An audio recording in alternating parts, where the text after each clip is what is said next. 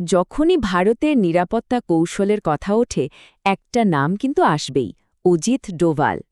ওনার পুরো কেরিয়ারটাই যেন ভারতের সিকিউরিটি পলিসির বিবর্তনের একটা আয়না। তো চলুন এই অসাধারণ জার্নিটা একটু কাছ থেকে দেখা যাক। একদিকে গুপ্তচর, অন্যদিকে একজন রাষ্ট্রনায়ক। এটা কিন্তু একই মানুষের দুটো দিক, আর এটাই আমাদের আজকের আলোচনার মূল বিষয়। কিভাবে একজন আন্ডারকভার এজেন্ট, যিনি ছায়ার আড়ালে কাজ করতেন, তিনি হয়ে উঠলেন দেশের সবচেয়ে বড় স্ট্র্যাটেজিস্টদের একজন। এই রূপান্তরের গল্পটাই দেখব আমরা। তো গল্পটা শুরু করা যাক একেবারে প্রথম থেকে, মানে অ্যাক্ট 1, দি অপারেটিভ। এই পর্বে আমরা দেখব কিভাবে তিনি একদম ফিল্ড লেভেলে কাজ করে নিজের লেজেন্ডারি স্টেটাসের ভিতটা তৈরি করেছিলেন। এই টাইমলাইনটা একবার দেখুন। জার্নিটা শুরু হচ্ছে ১৯৬৮ সালে একজন আইপিএস অফিসার হিসেবে, আর শেষ হচ্ছে ২০০৫-এ দেশের টপ ইন্টেলিজেন্স এজেন্সির ডিরেক্টর হিসেবে। মাঝখানের প্রত্যেকটা পয়েন্ট, মানে আইবিতে জয়েন করা, operation black thunder, Kandahar hijacking, প্রত্যেকটা ধাপে তার স্কিল আর সাহসের ছাপ একদম স্পষ্ট। শুরুর দিকে উনি কী ধরনের কাজ করেছেন জানেন? কেরালায় যখন সাম্প্রদায়িক দাঙ্গা স্থানীয় পুলিশ সামলাতে পারছিল না, তখন উনি গিয়ে সেটা কন্ট্রোল করেন। আবার ধরুন মিজোরামে, মিজো ন্যাশনাল ফ্রন্টের ভেতরে ঢুকে তাদের টপ ৭ জন কমান্ডারের মধ্যে ৬ জনকেই নিজের দিকে নিয়ে আসেন, বিদ্রোহের কোমরটাই ভেঙে দিয়েছিলেন। আর সিকিমকে শান্তিপূর্ণভাবে ভারতের সাথে যুক্ত করার পেছনেও তার একটা বড় ভূমিকা ছিল। মানে বলতে পারেন, গোড়া থেকেই তার হাই স্টেকস নেগোসিয়েশন আর স্ট্র্যাটেজিক ইনফিল্ট্রেশনের ক্ষমতাটা বোঝা যাচ্ছিল। আচ্ছা, এবার আসি ওনার ক্যারিয়ারের সম্ভবত সবচেয়ে রিস্কি অ্যাসাইনমেন্টের কথায়। পাকিস্তানে ৭টা বছর আন্ডারকভার, ভাবা যায়? এটা শুধু একটা লম্বা মিশন ছিল না, এটা ছিল রোজ, প্রত্যেক দিন জীবনের ঝুঁকি নিয়ে দেশের জন্য কাজ করার একটা কঠিন পরীক্ষা। এই কথাটা একবার দেখুন। নিজের পরিচয় গোপন রাখার জন্য কানে যে ফুটো ছিল সেটার জন্য প্লাস্টিক সার্জারি করাতে হয়েছিল। মানে ডেডিকেশনটা কোন লেভেলের জাস্ট ভাবুন।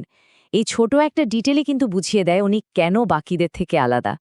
আর এরপরেই আসে উনার সবচেয়ে আইকনিক অপারেশন ব্ল্যাক থান্ডার। কি করেছিলেন জানেন?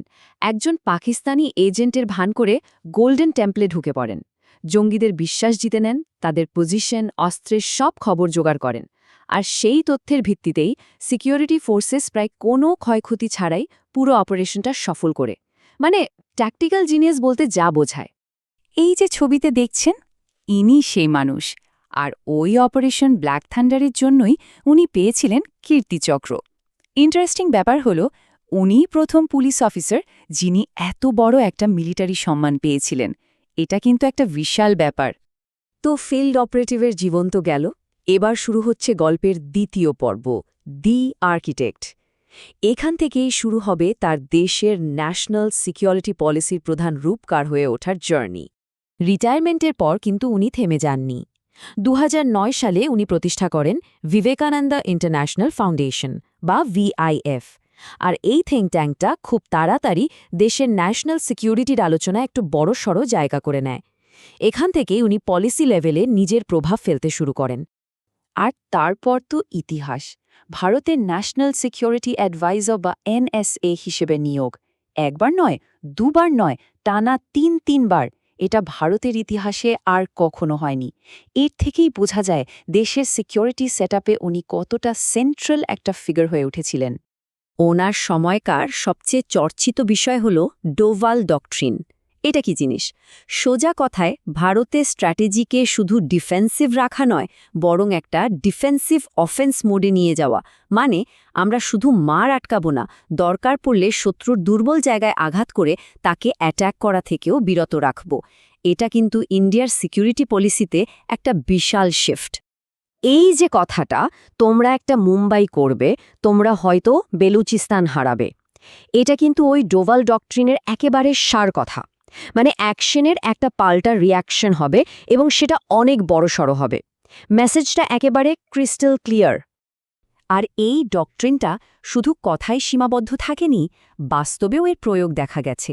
যেমন ধরুন 2016-র সার্জিক্যাল স্ট্রাইক, 2019-এর বালাকোট এয়ার স্ট্রাইক, এগুলো ছিল সরাসরি অ্যাকশন। আবার 2017-তে চীনের সাথে ডোকলাম সমস্যার যে ডিপ্লোম্যাটিক সমাধান, সেটাও এই অ্যাসার্টিভ পলিসিরই একটা অংশ। সব মিলিয়ে এটা ছিল ভারতের জন্য একটা নতুন অধ্যায়ের শুরু। আচ্ছা, এবার ওনার কাজের একটা একদম অন্য দিক দেখি চলুন। এখনকার দুনিয়ায় লড়াই তো শুধু বর্ডারে হয় না, টেকনোলজির দুনিয়াতেও হয়। আর অজিত ডোভাল সেই ফ্রন্টেও ভারতের জন্য খুব গুরুত্বপূর্ণ কিছু পার্টনারশিপ তৈরি করেছেন। যেমন ধরুন, আমেরিকা ভারতের টেক পার্টনারশিপ 2023 সালে শুরু হয় ICET বা initiative on critical and emerging technology. পরে সেটারই আরও উন্নত ভার্সন হিসেবে আসে ট্রাস্ট।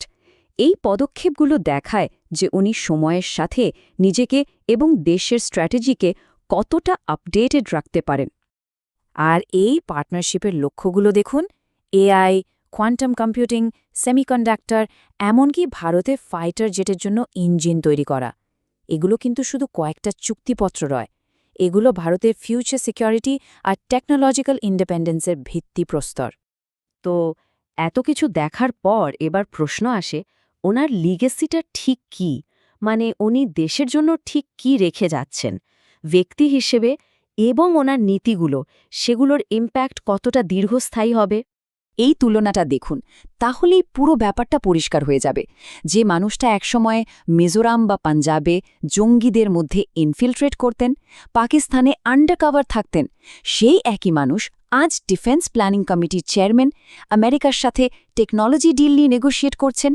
এই ট্রান্সফরমেশনটা কিন্তু সত্যি অবিশ্বাস্য। আর এই সংখ্যাটা ওনার আনুমানিক মাইনে দেখুন, দেশের এনএসের মতো একটা পদে থেকেও এই স্যালারিটা কিন্তু অনেককেই অবাক করতে পারে। এটা আসলে ওনার পুরো কেরিয়ারের ফিলোসফিটাকেই তুলে ধরে, যে দেশের সেবাটা পার্সোনাল গেইনের অনেক উপরে। তো সবশেষে একটাই প্রশ্ন, একজন মানুষের ক্যারিয়ার কি একটা দেশের ন্যাশনাল সিকিউরিটি অ্যাপ্রোচকে পার্মানেন্টলি বদলে দিতে পারে? অজিত ডোভালের ক্ষেত্রে এই প্রশ্নটা কিন্তু ভাবার মতো। ওনার লিগেসি নিয়ে আলোচনা হয়তো এখন থেকেই শুরু হয়ে গেছে।